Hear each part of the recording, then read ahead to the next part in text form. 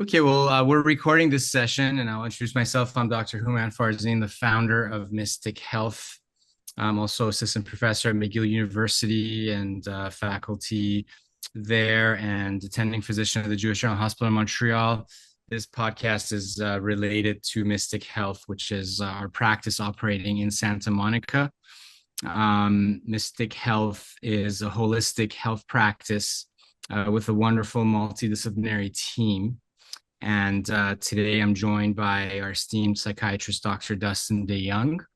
And we're here to have an open clinical conversation and discuss our offerings, our approach, what makes us unique, and generally speaking, with a more integrative approach on mental health and psychiatry. So thanks for tuning in on a Saturday. I'm getting ready to head to Europe for the ICPR conference, which is the International Conference on Psychedelic Research, held in Haarlem, which is very close to Amsterdam. Wonderful event. If any of you can make it there one day, you should. And with that, I'll introduce Dr. Dustin DeYoung, who is board certified in psychiatry, addiction medicine, and family medicine, providing him a unique background as he focuses on treating the whole person. He has significant experience in providing care for mental health and substance use disorders, including training and clinical experience with ketamine-assisted psychotherapy, and believes that focusing on both the patient's mind and body will produce the best outcomes for overall health and wellness. He is very interested in research that will expand treatment methods, including psychedelic use in therapy beyond current approaches. We're excited to have him on our team, especially as we roll out a bunch of new research studies, and pass it on to Dustin. Well, thank you very much for that introduction. I just want to say again, thank you for everyone who will be joining and listening to this. And I do got into this field, as Houman said, through the traditional medicine pathway, but found that certain just traditional methods of treating psychiatric illness and substance use disorders did not always seem to help, and felt that using a more integrated psychosocial approach would be the best for a lot of patients who are struggling with more significant mental health and substance use issues, which has moved me into the psychedelic space, specifically ketamine therapy, and then other modalities, including TMS. So very excited to talk more about what Mystic Health has to offer, as I feel it provides a very good care model for helping patients who need it. Wonderful. Thanks, Dustin. Yeah, I think a good place to start is, where sort of traditional psychiatry has faced limitations in treatments, and this new frontier of therapies that include both novel compounds, which are not so novel but sort of reintroduced now back into the healthcare system, which are psychedelics. And I personally, along with some colleagues, consider ketamine as a psychedelic, even though it's not your classical psychedelic. It has a lot of overlapping properties and downstream sort of similar outcomes. So I'm wondering, what sort of limitations you have seen in sort of the conventional practice of psychiatry, and how novel treatments like psychedelics and even neuromodulation, TMS, that kind of approach has to offer to patients that don't get the sort of care and help they need in the typical model. Well, the first place to start is that, we consider medications and psychotherapy still kind of first line treatments. And I think as our understanding of psychedelics, including ketamine and other neuromodulation techniques, expand, that maybe not considering them just for treatment resistant cases and more just cases in general would be appropriate. But nowadays, we do consider some of these modalities more for more complex or treatment resistant patients. And, medications can definitely be helpful from a chemical and biological processes to help with these symptoms.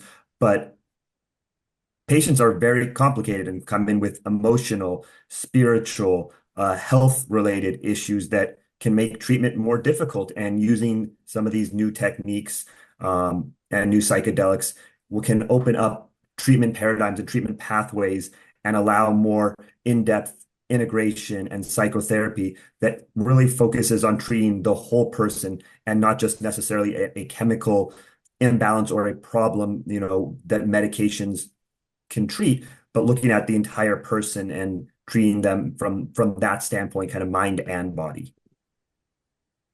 Thanks for that. Yeah, I think that's so important. I think the fact that you do have a background in family medicine, which is also my background, probably helps with the holistic lens. And I know that a lot of psychiatrists are interested in that holistic model. Integrative psychiatry definitely um, being practiced more and more. And, I'm wondering what your experience has been sort of in the real world, because we know there's a stigma that's attached to, let's say, psychedelics, to ketamine, and really, especially with the sort of nature of ketamine as a drug of abuse. I'm wondering, what your experience has been and what your outlook is on the future of psychiatry, and do you think conventional psychiatry will be open to adapting these sorts of therapies as things that are introduced earlier on, rather than really waiting for extreme treatment-resistant depression cases or other mental health disorders? So I absolutely do believe that this is going to be kind of accepted and a part of psychiatry moving forward. I do want to quickly say that I am not saying that medications are going to lose their role in treating patients, because standard treatments, including cognitive behavioral therapy and the medications we have now, are helpful and can provide relief for symptoms of depression and other chronic mental illnesses. But I do think that as more data, more research, more protocols, and just more clinical experience with using these type of newer modalities in a compassionate, holistic, and I would say um, overall evidence-based approach will further the knowledge and the use of these treatments. I think we just need to be careful that sometimes there can be a little bit of the Wild West of when medications or new therapies come out, and we want to be careful to differentiate between appropriate evidence-based clinical practice and some of the maybe practices that are on the fringes or not as closely monitored that can sometimes cause providers not to want to use treatments like this. But I do think that speaking to colleagues, going to different conferences, and seeing how even maybe providers in older generations are starting to be more open and refer patients for these type of treatments, it really gives me hope that there is going to be broad acceptance in psychiatry and just in medicine for these type of treatments. Thank you. Wisely put. I do want to bring up this sort of issue of ketamine as a drug of abuse. One thing that we learned quite early in psychedelic research in the first wave back in the 50s and 60s is that the classical psychedelics, which are serotonergic psychedelics like psilocybin and LSD, aren't necessarily abused as much, in the sense that the body quickly develops the tolerance, and they sort of become ineffective if someone is using them too often.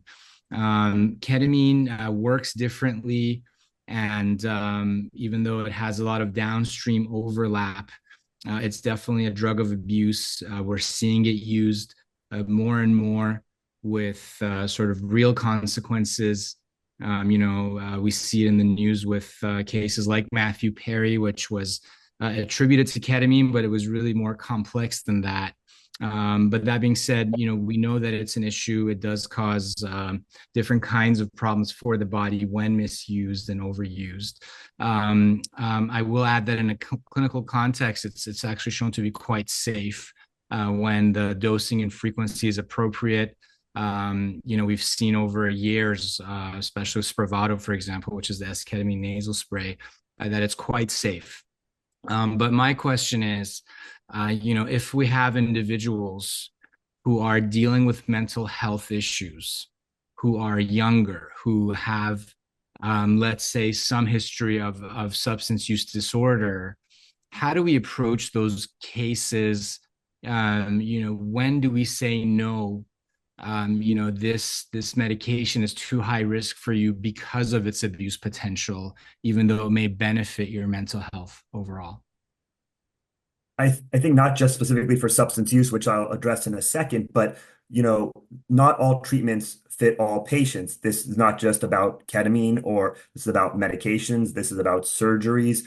I think all professionals, when providing care to patients, whether it be for a medical or psychiatric issue, even though they do go hand in hand a lot, we need to be cautious of the candidates and we need to do thorough screening from a full biopsychosocial perspective to make sure that the treatments we're recommending are the most appropriate for that patient at their time in their life. And so it's not just about past substance use, it's about overall health.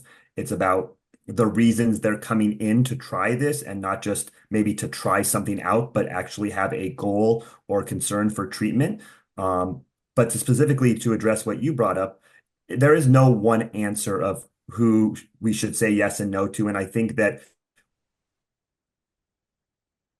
lines, you're probably doing a disservice and should be a little flexible and, make sure that you're very much screening the patient to see why they're coming in, what their history of substance use is, what support network they have, what other resources they might be using to try to maintain abstinence, and then also close monitoring during treatment, which should be for all patients, but especially patients that you are concerned about any medical, psychiatric, or substance want to be constantly monitoring, asking the right questions. And so I don't think there's one yes or no answer to that question. I think it takes time and clinical judgment, but it also takes time to get to know your patients. That type of patient may not be a one see them over the course of weeks to months to determine where they are in their recovery pathway, if they are on their recovery pathway, before you might recommend a psychedelic or ketamine, knowing that there are risks with these medications. Thank you. Yeah, that was a wonderful answer. And I often find myself in a situation where it's hard to give a quick answer. And I think, this idea of some degree of continuity of care and establishing a strong therapeutic alliance and really ensuring that, ketamine will be used as a medicine in a medically supervised and prescribed way. I think that's the key. The worry for me personally is, ketamine is a powerful medication and it's very potent in alleviating suffering in certain cases. People that are often stuck in certain, patterns of maladaptive behavior, thought, and emotion can find relief from the powerful effects of ketamine. And they may go and seek that because it's so easy to get illicitly. So that's been a worry of mine, and it's a pattern that I have seen in the past. But I think ultimately, when it comes down to any therapeutic relationship, and I think in a therapeutic relationship that's more amplified in the context of non-ordinary states of consciousness, that alliance, the trust, the honesty is probably the most important factor to determine how to move forward. Let me ask you a question. You asked me about the, substance use or maybe more treatment-resistant patients. How would you look at a patient coming in for palliative or serious, medically related illness in this type of treatment, deciding whether ketamine is a good fit from that perspective? That's a great question because, frankly speaking, from the abuse potential standpoint, I find that the patient population facing serious illness and end of life distress is an easier decision in the sense that there is real disease, and by real I mean there is physiologic disease, and for example, the way we treat pain is quite aggressive and quite important to be aggressive for patients that are open to it. Like I treat patients with very significant doses of opioids when they have real pain. And as the pain subsides, they go off of it no problem. The same situation in a patient who doesn't have that sort of illness could be different because you give them high doses of opioids, and many of them may form a habit to the opioid, and it will be difficult to go off of it. So in that sense, I feel no hesitation in starting ketamine, let's say, as a drug of abuse. I think the beauty with ketamine is that it's such a sort of profoundly diverse medicine in terms of its effect. One of my colleagues calls it the ketamine chameleon. And so at very low doses, we can rely more on the biomedical effects of ketamine as an antidepressant, as an analgesic. And as it increases, it becomes psycholytic, where we can sort of enhance talk therapy. And as the dose escalates, it moves into the psychedelic realm where people have these profound experiences, less conversive. And beyond that, it enters the anesthesia domain, which we don't typically do in this context. But for me, I think more and more I'm starting to use it at its biomedical level, which is less acutely psychoactive and comes with many benefits. But for patients, that want to sort of have deeper experiences related to psychospiritual suffering, then it's a conversation about psychedelics, about being open to non-ordinary states of consciousness, about being open to do the work, because often with these experiences, content emerges that requires processing, and if it's heavy content, it won't be easy. There's a degree of suffering, let's say, that goes along with that sort of processing of heavy content that ultimately leads to healing, leads to improved outcomes and relief.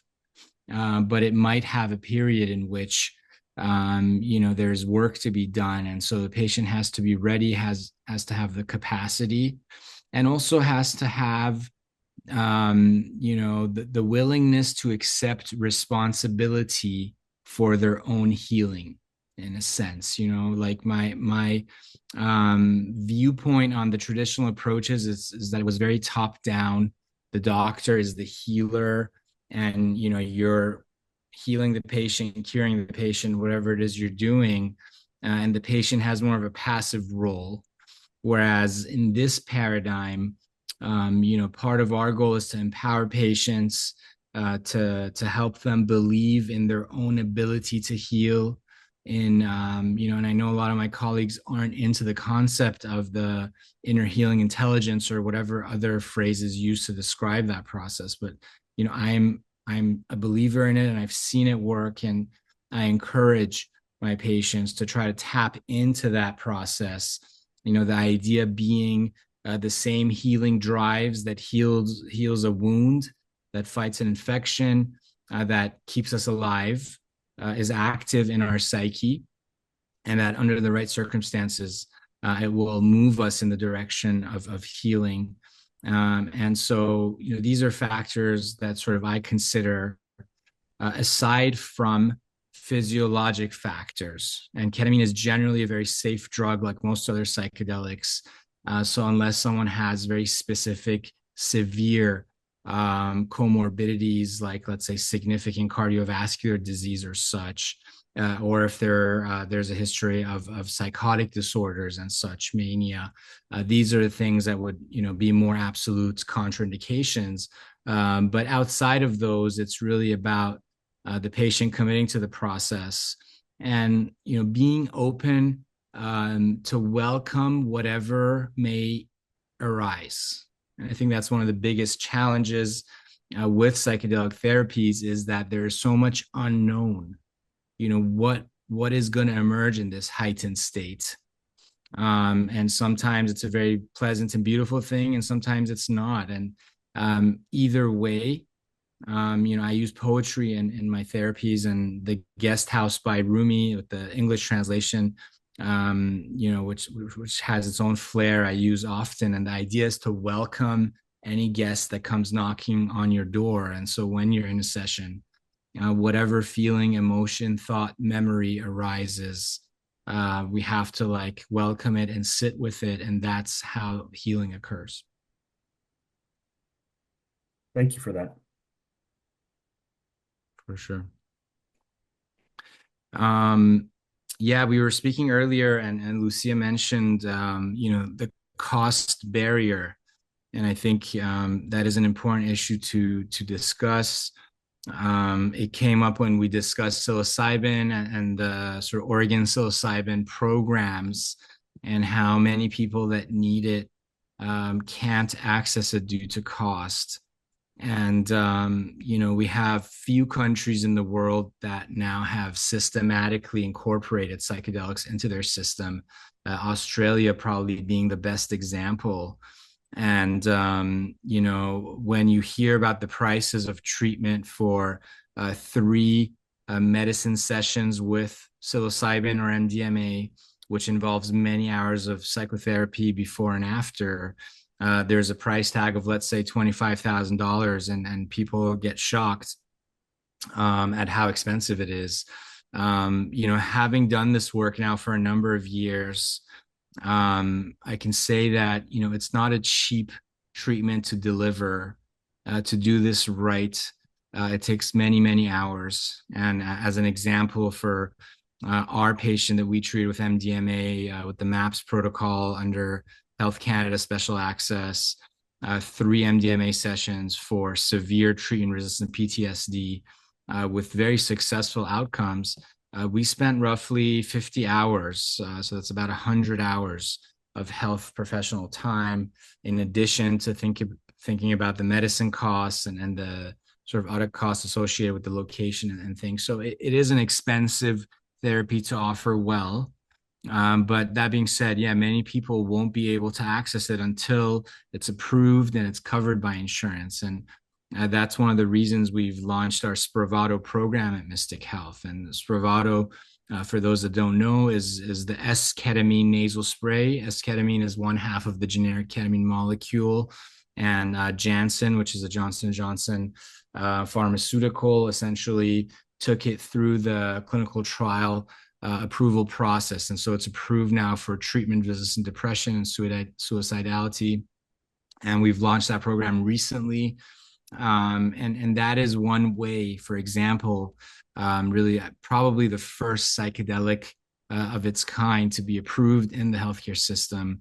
But that also has a sort of relatively narrow scope of approval to meet the criteria. Each insurance policy varies, but you need to be in a moderate to severe episode of depression and have failed 2 antidepressants for a sort of relatively standard treatment duration. But yeah, I'm wondering what your experience has been, with cost being a barrier to good care. Ketamine generically, which is what's most available, is generally not covered by insurance. So if you have any comments on that whole angle. I think cost and insurance coverage is a big issue across the board when it comes to medicine and getting approvals and prior authorizations and medication in general. But we definitely do see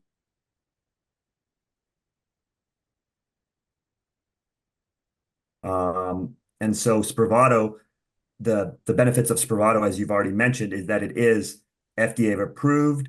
It has standardized dosing protocols. It's has been studied for safety and efficacy, and is covered by insurance, which is always a good thing when it comes to treating patients. And so it allows patients who may not be able to receive ketamine in other forms to be able to receive ketamine through their insurance. And I think that that is a huge benefit.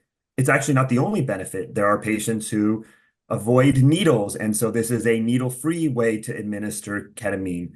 there's some evidence that it has reduced side effects. And so if you are worried about significant history of dizziness or high blood pressure, or worries of intense disassociation, Spravato could be a better candidate for those reasons as well. And so I hope that more medications go through this process to allow for insurance coverage. But there are multiple reasons to consider Spravato over other forms of ketamine. Okay. Thank you. Yeah, I mean, Spravato has been a relative challenge to implement because it has a lot of sort of red tape, a lot of bureaucratic steps to get someone into the program. And I can see that being a barrier for most practices that want to incorporate Spravato. The reality is when we're dealing with controlled substances of this nature, there is a more rigorous monitoring program that's required by the DEA. And I'm certain it'll be similar once other psychedelics hit the market. They're going to have to be done in similar supervised and monitored settings, which has its limitations. But once someone is in the program, it's nice because despite the fact that the doses are on the lower side, and generally speaking, patients have relief in the short term, meaning they need to come back and get the medicine for longer periods of time. That does provide us with an opportunity to have the continuity of care. And, that's one of the reasons at Mystic Health, we're developing content and tools to keep patients engaged and to try to help them grow through this process of getting their treatments, so that even when they're not with us, they have an opportunity to reflect and to create changes in their life that will have meaningful benefit, rather than seeking another medication that sure will help the symptom, but it doesn't necessarily allow them to go to the root cause of the suffering. Absolutely agree with that. And as much as I said, Spravato can definitely be a good choice for some candidates. Other candidates, other forms of ketamine may be more appropriate, especially patients who may not want to buy traditional medications, which would then make them not covered by most insurance plans. Others that might benefit from more of a full psychedelic experience, kind of to help with ego and other symptoms. And so evaluating patients for these type of treatments,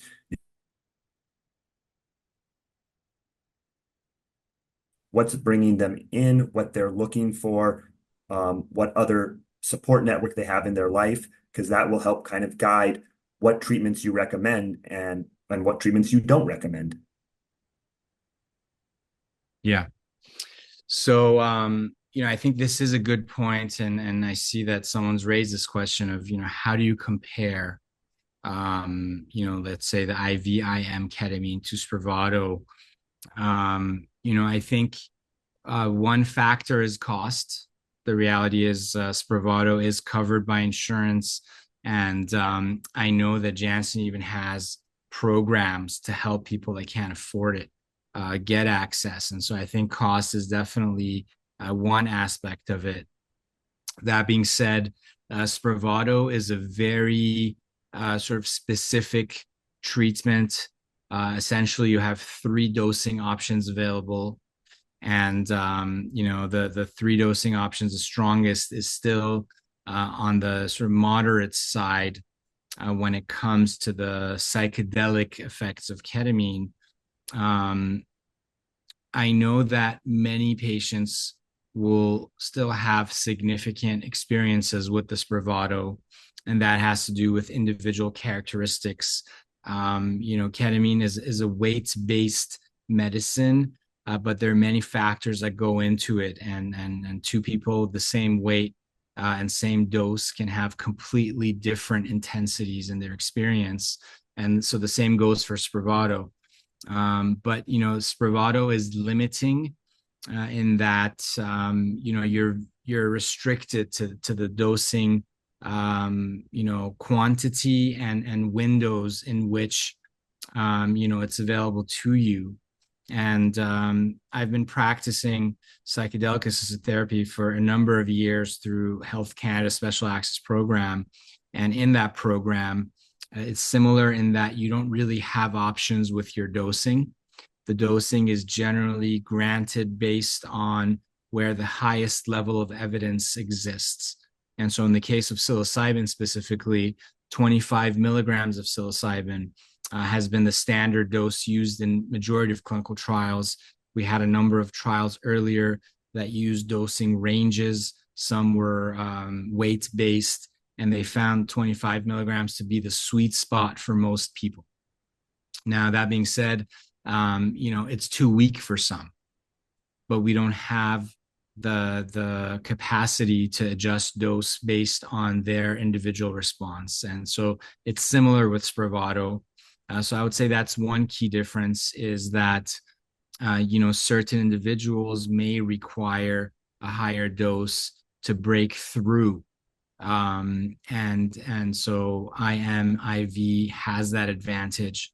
And what's even more important is that we can adjust that dose on the fly, meaning like in a session, we can start with a given dose and we'll know within 10 to 15 minutes what the effect of that dose is. And then we can add additional doses and titrate the experience to the patient's needs.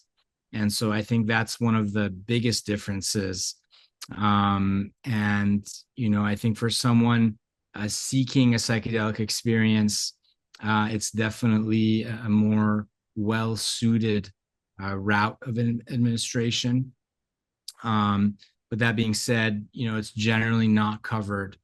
And there's the needle factor. And, Spravato definitely has a strong safety track record. So I think there are, advantages to either.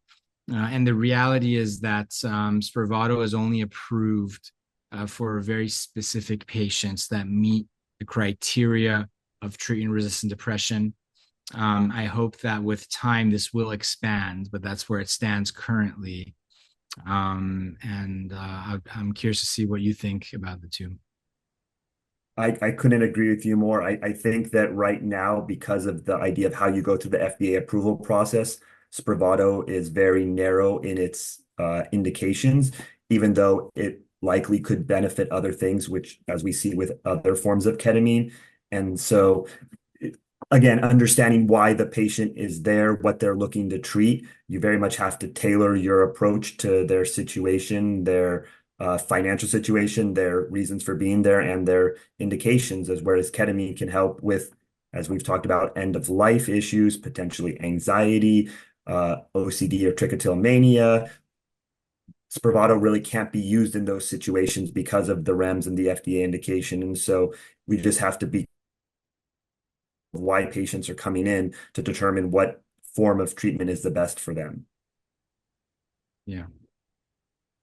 Thank you. Another service that we're very excited to launch, and we've confirmed the July date for our training and launch, is TMS. So I'm wondering if you can speak about TMS and just neuromodulation more broadly, and if you have any experience, and how does it compare to the medication routes that we've discussed? Yeah, absolutely. And so I think neuromodulation and TMS has still in its infancy, but has been around for a while, and definitely is a option that should be considered as a non-invasive outpatient approach, using really magnetic pulses to stimulate nerve cells in the brain in specific areas, used to treat certain conditions, primarily treatment-resistant depression, but also there's evidence for obsessive compulsive disorder.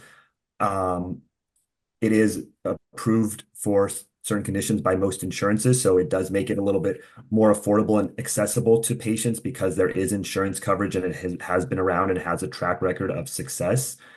Um, Again, at this point, for most insurances, it is more of a treatment resistant option, not a first line option, which again, I think somewhat limits how it's used and when it's used. And it could be beneficial earlier on for treatment, allow patients want to pursue ketamine or psychedelics for a variety of reasons, um, but has shown significant benefit with potentially less side effects and more tolerable for patients who are suffering from certain medical or certain psychiatric conditions, and definitely should be considered when you're approaching patients. And this goes back to that integrated approach. It's not just one option that we should be looking at. Medications, therapy, psychedelics, neuromodulation, EMDR, acupuncture, nutrition, all of these are tools that should be in a provider's toolbox, and whether they have them themselves or nowhere to refer, all of these are good options to treat patients with the conditions that we're seeing in the community. Thank you for that. And I'll take the opportunity to plug Mystic Health, which offers all of the services you mentioned. So I'm really proud of the team we have and the range of offerings that does include the nutrition piece, the acupuncture piece, and really the pain medicine kind of piece. We're even in-house with a neurosurgical practice that focuses on that chronic pain and spine-related issues, and various forms of therapy that we offer, and the mindfulness focus, which has been a focus of my work and interest in this space, and a number of our therapists as well. But just bringing it back to the TMS piece, I know that one of the barriers for TMS, in addition to the cost, in the cases where insurance doesn't cover it, has been the number of treatments required for it to be effective. And we know that that's changing now. And the device that we're onboarding has done some research where they've actually used medicines in conjunction with the TMS, and the TMS has been delivered sequentially over the course of a day, and they're seeing very similar results to the TMS that's offered over many sessions. So that is something I am excited about, and we'll be seeing more evidence on that, and hopefully even get insurance approval for that treatment. The other big news in the world of TMS was that very recently a device got FDA approved for home administration of TMS. I don't know enough about it, but I know that they've basically managed to arrange to get sort of TMS done at home remotely over a course of time. And I'm personally a fan of home care when done well. And I've done a lot of amazing work in the home care setting, including with psilocybin through the Special Access Program. And we've done ketamine treatments at home. Mystic Health offers at-home ketamine therapy in the Los Angeles area currently. Is there a reason that you can think of where TMS wouldn't be appropriate for someone, or if a different route might be a better option? Well, as you mentioned, with a lot of insurance right now, TMS is still a multi-week, multiple sessions, up to 36 sessions, which requires, daily attendance, 5 days a week. And for some patients who are not able to commit to that, not be able to afford the more accelerated approaches that you did mention as well, TMS may not be a good fit. Thinking about specific medical issues, if recent history of seizures that are not necessarily adequately controlled, even though the risk of seizure with TMS is quite low, it's still there. you are doing magnetic pulses. And so if there is any metal that's very close to treatment locations, you want to be careful of that. Um, Even though, as we were talking about, it's very well tolerated, risks of tinnitus and migraines. And so if you have patients who are, very much prone to migraine headaches or have already baseline tinnitus, you want to be careful of that. I wouldn't say absolute contraindications. If you've had someone who has a seizure disorder but has been on anticonvulsant regimen without seizures for quite some time, that patient may be appropriate. And so I don't know if there are any specific absolute contraindications, but those are things you would be mindful of prior to going to TMS. Wonderful. It's honestly really refreshing to speak with you. I think the acknowledgement of the intricacy between the mind and the body is something that has been missing in allopathic Western medicine. And I'm seeing more and more the acknowledgement of how important it is, to link the two. Some say the mind and body are really one. How often do you see sort of cases where the mental health has a lot to do with the physical health and sort of, let's say, lack of lifestyle factors and well-being? Like how often are you seeing cases where maybe the answer lies more in the lifestyle and taking care of the body rather than just focusing on the mental health and mind aspect? I think that's a great question, and I'd love to say 100%, even though I don't think it's that high, but I think it's very common and probably overlooked more often than it should be because, you know, psychiatric illness, depression does not operate in some bubble. Life and how we take care of, you talk about the mind-body connection. There's a lot of research now and discussion about the brain-gut connection, tying GI issues and mental health.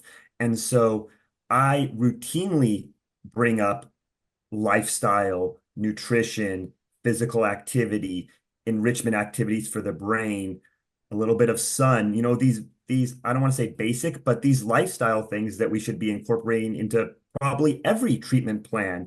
And yes, some patients are going to be very physically active or do activities daily or have good nutrition, but you'll find that a lot of these things are overlooked. And when we operate in the medical model, you know, not to be negative, but reimbursements and follow-up visits are based on coding and prescribing. And, me offering advice on nutrition or physical activity doesn't necessarily change a billing code, but it should absolutely be considered when we're thinking about the whole person care. And, idea is falling into this medical model, we sometimes forget about providing whole person care. And we work in these silos, whether we're a psychiatrist or a rheumatologist or a primary care physician or a nephrologist, and we think about that specific body part while not thinking about how other parts of the body and brain can affect that. And so I absolutely would say that a high percentage of patients, we need to be looking at things outside of just their serotonin or their norepinephrine or their dopamine, because I think there's very strong literature that's only going to get stronger with time that shows how much of the body is interconnected. We don't just have serotonin receptors in our brain. They are spread throughout our body. This is true of many systems. And so trying to look at it this very kind of concrete, rigid model, I think does disservice to patients and the care we provide. And so we absolutely should be building networks and treatment programs that take into account the whole person and not just the specialty of why or the complaint of why they're coming in, because you might miss things that are actually contributing to that, and you might miss targets for treatment that can be more beneficial than the thing you're specifically thinking of, increasing the Prozac or, or even TMS or ketamine. You really want to make sure you're treating the whole person, because just from my experience, and I'm an N of one, but with the patients I've seen, when you start treating the whole patient, you get better results, you get more sustained improvement, and hopefully where in the future they don't need me anymore because they are almost have a self-sustaining care model with mindfulness and other strategies where I am not as important in their treatment anymore, which is a positive to me. Wow. Couldn't agree more. Thank you. I have a question that's a bit challenging, and that is, we know that a lot of patients are suffering ultimately due to social reasons. And, we have this biopsychosocial spiritual lens. And, that social component is a key component. I feel like more and more we have these social challenges that are things that we can't necessarily address in a visit. And so I'm just wondering what your experience has been, and if you've found ways to address the social problems despite our limited capacity to create real social change in this individualistic level of patients that we see and treat. I wish I had a better answer for you than I'm going to give, but I think there are things to consider. Because again, you do see patients usually as an individual patient appointment, but beyond that, looking at ways to bring in group therapy, which could even be group ketamine therapy.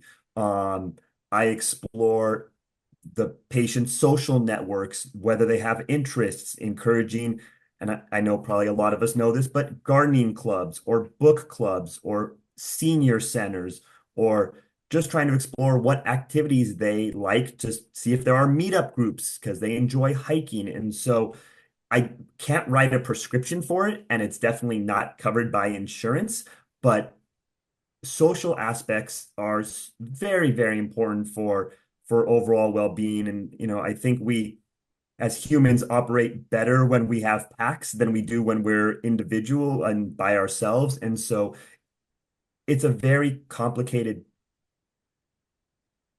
answer, and it can be difficult for some patients who are not necessarily going to explore those social networks. So I wish I had a great prescription to provide, which I do not, but I think it absolutely needs to be considered. And you've also mentioned spiritual at times, and not everyone is going to necessarily want to pursue a specific organized religion or even spirituality, but there are patients who are going to very much benefit from discussions about that. And so it goes back to that initial assessment and not just asking the 9 symptoms of depression.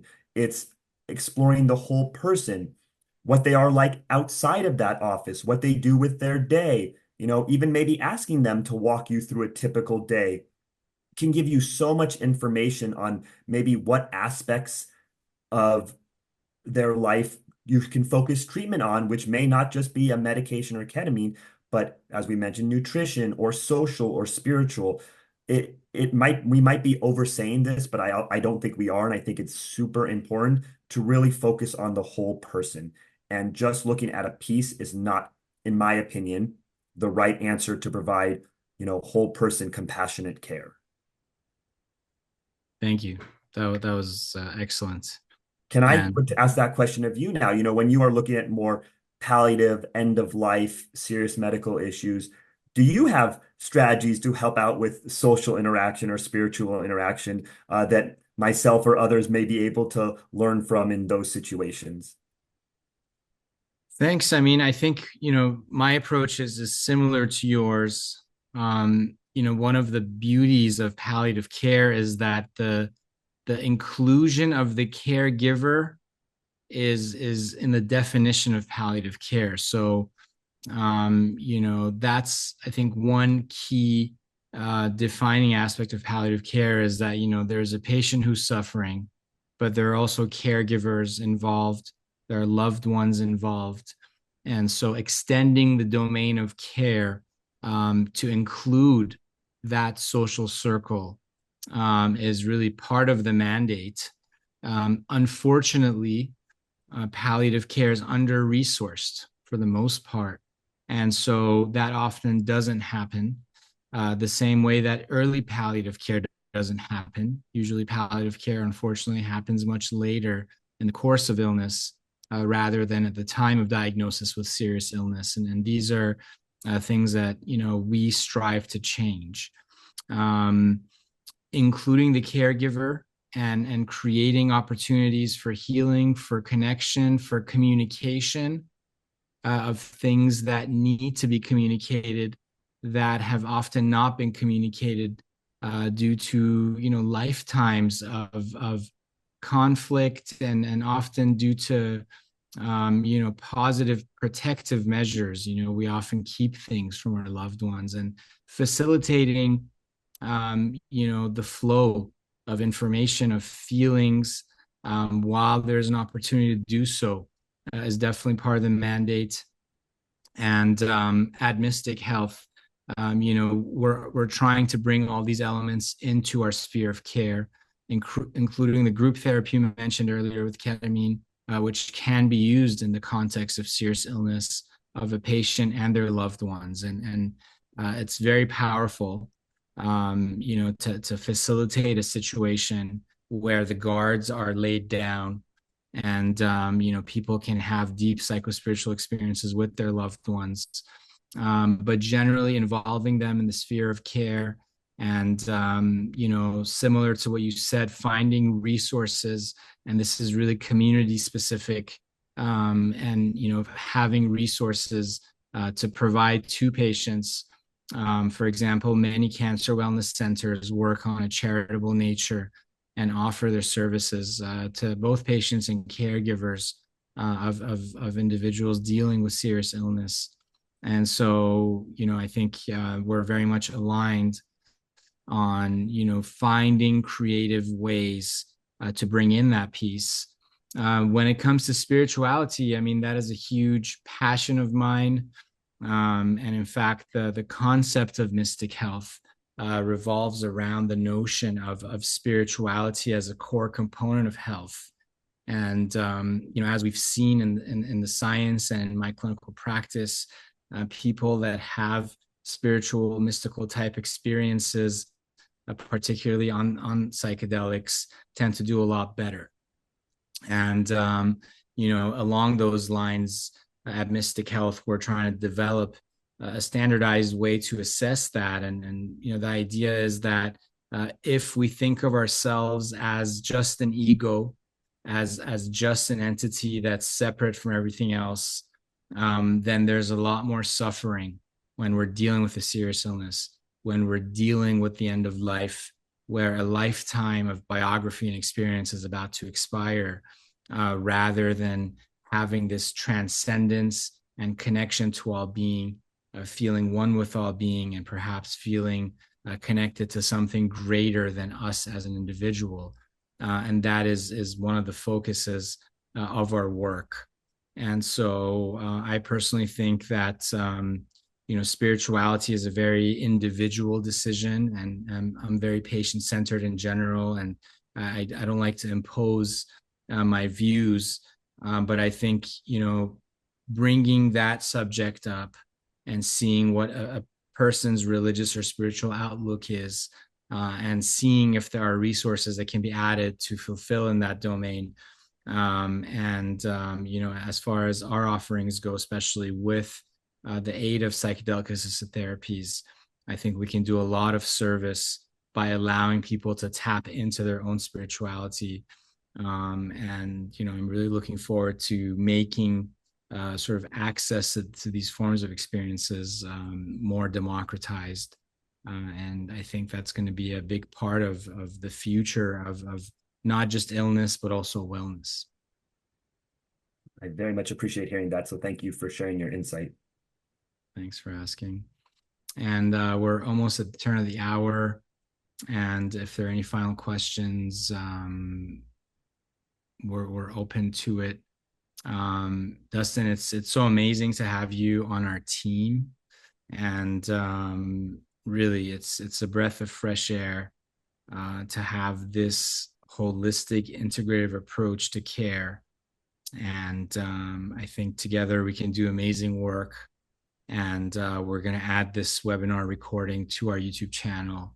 And we'll definitely be selecting some of these highlights to share within our social networks because, I think we're at the forefront of major change in healthcare, not just mental health, but palliative care, and ultimately, really all specialties paying attention to the importance of treating the person as a whole.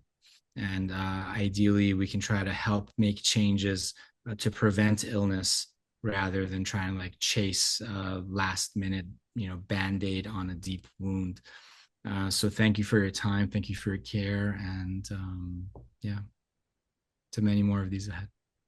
Well, thank you very much for having me on. And if I'm going to go out and say one thing, I just want to reiterate the idea of being there for your patients, understanding why they're coming in, as you say, not imposing your beliefs, but hearing out why they're there and trying to meet them there and provide the best possible recommendations, whether that's medication, lifestyle changes, psychedelic therapy, social interactions, spirituality, neuromodulation techniques. Just knowing about all of them so you can offer what you feel is going to be the best is a great step to providing great patient holistic care. Thank you. Thank you, Dustin. And happy to have you as part of Mystic Health. Thank you. All Happy to right. be here. All right. Take care. Enjoy your Saturday, everyone.